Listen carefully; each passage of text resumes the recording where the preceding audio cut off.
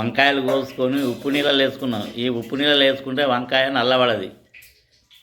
Stove పెట్టినాం. Stove పైన ఇగో మట్టి కంతులు పెట్టినాం. అందులో 2 చెంచాల నూనె పోసుకున్నాం. 1 చెంచాడు పోపిత్తులు, 1/2 చెంచాడు జీలకర్ర, ఉల్లిగడ్డలు, నిజామాకు, పచ్చిమిర్చి దూరగా కొలియాలి. 1 చెంచాడు అల్లం వెల్లిపాయ, 1/2 చెంచాడు పసుపు, 1/2 చెంచాడు ఇంగు మొత్తం కలుపుకోవాలి. కొత్తిమీర, మెంతి, పుదీనా ఇలా కలపాలి. మొత్తం టమాటా వేసుకోవాలి, వంకాయ వేసుకోవాలి, మొత్తం ఇలా కలుపుకోవాలి. 1 చెంచాడు కారపొడి వేసుకోవాలి, తగినంత ఉప్పు వేసుకోవాలి, మొత్తం కలుపుకోవాలి. కింద మంట మీద మూత పెట్టి 20 నిమిషాలు ఉడికించుకోవాలి. వంకాయ టమాటా కూర రెడీ అయింది.